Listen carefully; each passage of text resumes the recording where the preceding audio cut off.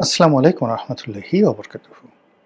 সম্মানিত দর্শক, ত্রয়োদশ জাতীয় সংসদ নির্বাচনের পর যে প্রথম অধিবেশন, সেদিন রাষ্ট্রপতির ভাষণ নিয়ে রীতিমতো লঙ্কাকাণ্ড ঘটে গেল। যা কিছু ঘটল, আপাত দৃষ্টিতে আপনার কাছে সেই বিষয়গুলোকে কেমন মনে হলো? আমি কিন্তু এই ঘটনাগুলোর মধ্যে অতীতের যে ইতিহাস, তার পুনরাবৃত্তি দেখছি। আগামী দিনের যে রাজনীতি, সেই রাজনীতির মধ্যে প্রতিহিংসা দেখছি এবং রাজনীতিতে আমরা যারা ভালো কিছু আশা করি, সেই ভালো কিছু আমরা সেটা আশা করছি না। প্রথমত যে এই সংসদে রাষ্ট্রপতি শাহাবুদ্দিন চুপ্পু সাহেবকে দিয়ে বিএনপি একটি ভাষণ দিয়েছে। আপনারা জানেন যে কি প্রেক্ষাপটে আওয়ামী লীগের পতন হয়েছে এবং কোন প্রেক্ষাপটে রাষ্ট্রপতি চুপ্পু এখনো পর্যন্ত ক্ষমতায় আছেন।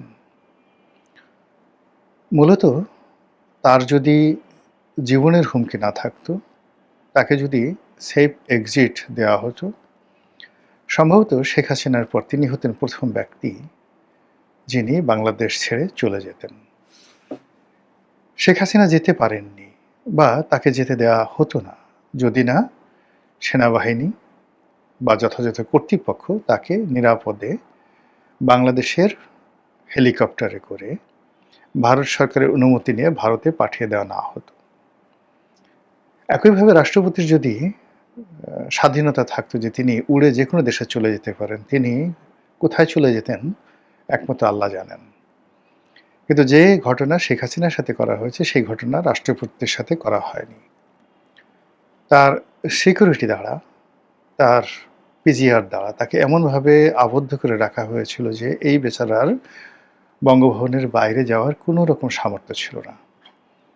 গত ১৭ মাস ধরে, মানে ইউনূস শাহীর জমানাতে ওনাকে যেভাবে ইচ্ছা সেভাবে অপমান করা হয়েছে, ওনাকে গৃহবন্দী করে রাখা হয়েছে এবং উঠতে বসতে ঘাটে পথে তাকে অপমান করা হয়েছে। একটি মানুষের গলায় দড়ি বেঁধে যদি তাকে যে কোনো বন্য প্রাণীর মতো বা গৃহপালিত পশুর মতো প্রকাশ্যে রাজপথে টানা-হেঁচড়া করানো হয়, তখন সেই মানুষটির যে অবস্থা হয়, রাষ্ট্রপতি শাহাবুদ্দিন চুপ্পুর অবস্থা ইনুস জমানাতে তার চেয়ে ভালো ছিল না। তো তিনি আশা করেছিলেন যে গণতান্ত্রিক একটি সরকার আসার পর সে সরকার চাইলে তিনি সঙ্গে সঙ্গে চলে যাবেন। ভদ্র ভাষায় এসে আর চমৎকার কথা হয় না, কিন্তু গণতান্ত্রিক সরকার সেটা চায়নি। গণতান্ত্রিক সরকার তাকে রেখে দিতে চেয়েছে। আমরা ধরে নিয়েছিলাম যে তাকে রেখে দেওয়া হয়েছে মূলত একটা নিরাপদ সময়ের জন্য।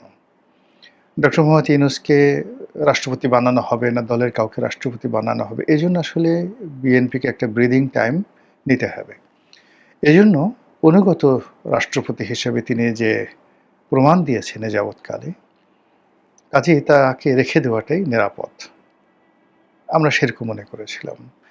কিন্তু রাষ্ট্রপতির ভাষণের পরে যেটি মনে হলো, আওয়ামী লীগকে অপমান করা, রাষ্ট্রপতিকে অপমান করানো এবং দেশের মানুষকে প্রতিহিংসার রাজনীতির একটি নতুন নাটক প্রদর্শন করার জন্য রাষ্ট্রপতিকে দিয়ে ভাষণ দেওয়া হলো। আমরা জানি যে রাষ্ট্রপতি যে শব্দগুলো উচ্চারণ করেছেন তার একটি শব্দ তার নিজের নয়। আমরা এও জানি যে ক্যাবিনেট ডিভিশন থেকে রাষ্ট্রপতির ভাষণ যেভাবে লিখে দেওয়া হয়, তিনি সেখানে একটি সেমিকোলন ডট এটা দিতে পারেন না। কেবলমাত্র যতদিন রাষ্ট্রপতি শাহাবুদ্দিন সাহেব ছিলেন, তিনি এই কাজটি মাঝে মধ্যে করতে পারতেন তার ব্যক্তিত্বের কারণে আর শেখ হাসিনার নমনীয়তার কারণে। গণতন্ত্রের যে সৌন্দর্য সেই সময়টাতে বিচারপতি শাহাবুদ্দিন দেখিয়েছেন, ওটা রাষ্ট্রপতির ক্ষমতা না থাকা সত্ত্বেও সেটা সেই সময়টাতে সম্ভব ছিল। কিন্তু এখন যদি শাহাবুদ্দিন চুপ্পু সাহেবের জায়গায় জাস্টিস শাহাবুদ্দিন থাকতেন, সম্ভবত পরিস্থিতি এখনকার চাইতে ভালো হতো না। তো এনিওয়ে, শাহাবুদ্দিন চুপ্পু সাহেবকে দিয়ে বক্তব্য দেওয়া হয়েছে। এখন বিএনপি জানে, ক্যাবিনেট ডিভিশন জানে যে এই কথাগুলো মানে অহরহ, এই কথাগুলো না বললেও সবাই জানে। স্বাধীনতার ঘোষক জিয়াউর রহমান এটা কে না জানে? আওয়ামী লীগ ফ্যাসিস্ট এটা কে না জানে? তো এই কথাগুলো রাষ্ট্রপতির মুখ দিয়ে কেন বলাতে হবে? রাষ্ট্রপতির মুখ দিয়ে বলানো মানেই আওয়ামী লীগের নির্বাচিত বা আওয়ামী লীগের মনোনীত রাষ্ট্রপতিকে দিয়ে বিএনপির গুণগান করানো এবং আওয়ামী লীগকে গালি দেওয়ার মধ্যে যে একটি আদিম মনোবৃত্তি প্রকাশিত হয়, সেটি রাষ্ট্র পরিচালনার জন্য ভালো জিনিস নয়। এটা এক ধরনের ভেলকিবাজি, এক ধরনের চটকদার বিজ্ঞাপন। রাষ্ট্র পরিচালনায় এই জিনিসগুলো কোনো অবস্থাতে ভালো ফলাফল বয়ে আনবে না। দ্বিতীয়ত হলো যে রাষ্ট্রপতি যখন ভাষণ দিলেন, সেখানে ডক্টর মোহাম্মদ ইউনূস উপস্থিত ছিলেন এবং অবাক করার ব্যাপার হলো প্রধানমন্ত্রী, রাষ্ট্রপতি, ডক্টর ইউনূস তারা পরস্পরের দিকে চোখাচোখি করছিলেন। ডক্টর ইউনূস ছিলেন নির্বাক, নিস্তব্ধ। তিনি হাসতে পারেননি। তিনি তো সবসময় হাসেন, কিন্তু সেদিন তিনি হাসতে পারেননি। অন্যদিকে রাষ্ট্রপতি মুচকি হেসেছেন।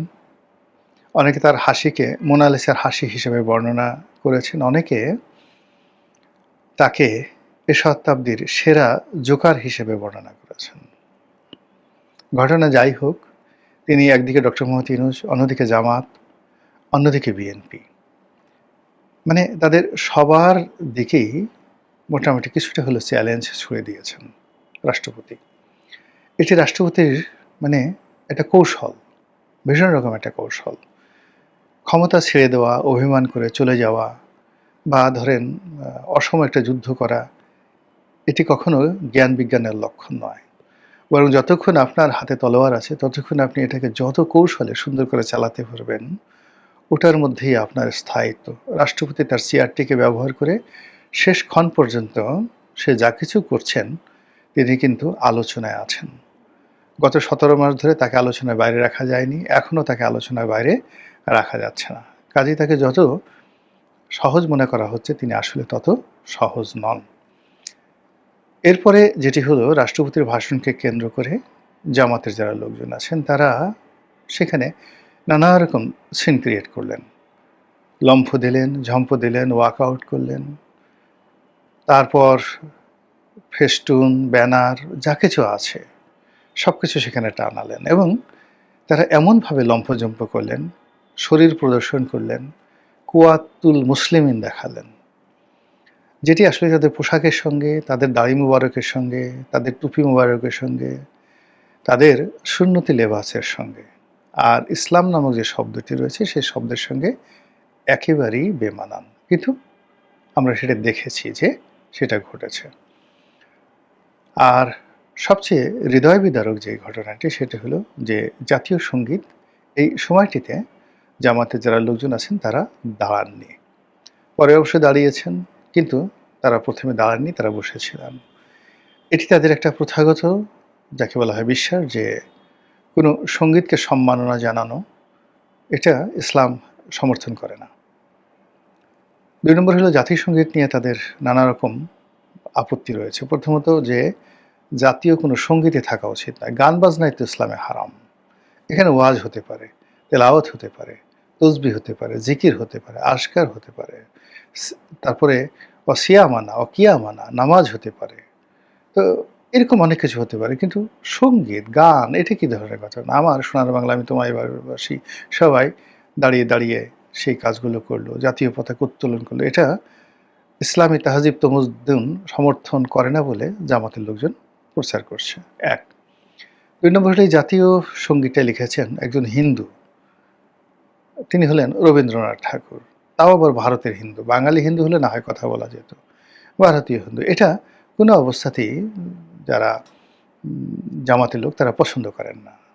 তারপরে আরও ইন্টেলেকচুয়াল লেভেলে যে বলা হয়ে থাকে যে এই যে সঙ্গীতটি, আমার সোনার বাংলা আমি তোমায় ভালোবাসি, এই গানের যে সুরটি, এটিও নকল করা হয়েছে। এটি একজন গীতিকবির যে সুর, সেই সুর থেকে হুবহু নকল করা হয়েছে। কাজে একটি নকল সুর, হিন্দু কবি, ভারতের অধিবাসী, যে ভারত আমাদের এত শত্রু, তার গান বাংলাদেশের জাতীয় সঙ্গীত হবে, এটা তো কোনো অবস্থায় ঈমানদার জামাতের যারা লোকজন রয়েছে তারা মানতে পারেন, এবং তাদের সেই ঈমানের জোশ আমরা দেখেছি এই সেই জাতীয় সংসদের প্রথম অধিবেশনে। যা হোক, এরকম অসংখ্য ঘটনা সেখানে ঘটেছে। সেই ঘটনার প্রেক্ষিতে সংসদের যে দ্বিতীয় অধিবেশন, সেখানেও আমরা দেখলাম ভালো কিছু আমরা সেখানে দেখিনি। তো সামনে যে রাজনীতি, সেই রাজনীতি এই সংসদের অধিবেশন থেকেই আমরা বুঝতে পারি যে এখানে জামাত কিংবা বর্তমান সরকার যারা আছেন, কিংবা রাষ্ট্রপতি আছেন, কিংবা ক্ষমতার জন্য বলয়গুলো রয়েছেন, সেই বলয়ের মধ্যে যে সমন্বয় হওয়ার কথা সেটা হচ্ছে না, সহমর্মিতা হচ্ছে না, এবং কোথায় যেন একটা হাহাকার। যেমন বাড়ির বড় ছেলে মারা গেছে বা বাড়ির মুরব্বি মারা গেছেন, ঠিক ওই সময়ে কারো মুসলমানি হলো, কোনো একটা বাচ্চা ছেলের মুসলমানি হলো, এবং সেটার জন্য গান বাজনা হচ্ছে ছাইয়া দিল মে আনারে।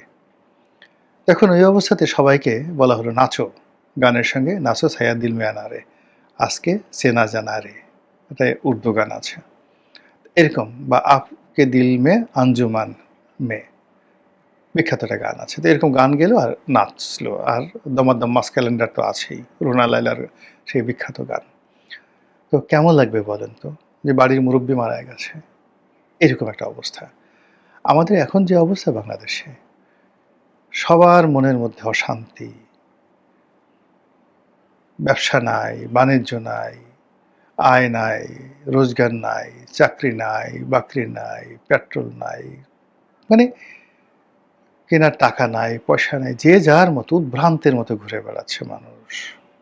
ঠিক সেই জায়গাতে যখন ছং করা হয়, ভং করা হয়, লম্ফ করা হয়, ঝম্প করা হয়, মানুষের অভাব অভিযোগের কথা যখন বলা হয় না, তখন বুঝে নিতে হবে যে যারা জনগণের কথা বলে জাতীয় সংসদে গিয়েছেন, যারা নির্বাচিত সংসদ সদস্য রূপে জাতিকে সেবা করার জন্য শপথ নিয়েছেন, সেখানে কিছু ঘাপলা আছে। আর সেই ঘাপলাটা যতক্ষণ না পর্যন্ত মিটমাট না হবে, ততক্ষণ পর্যন্ত একটা সংসদ প্রাণবন্ত এবং কার্যকর হবে। আর সেই সংসদীয় রাজনীতিতে বরকত আসবে, এটি কল্পনা করাই যাকে বলা হয় নির্বুদ্ধিতা। মহান আল্লাহ আমাদের সবাইকে হেদায়েত দান করুন এবং হেফাজত করুন। আসসালামু আলাইকুম ওয়া রাহমাতুল্লাহি ওয়া বারাকাতুহু।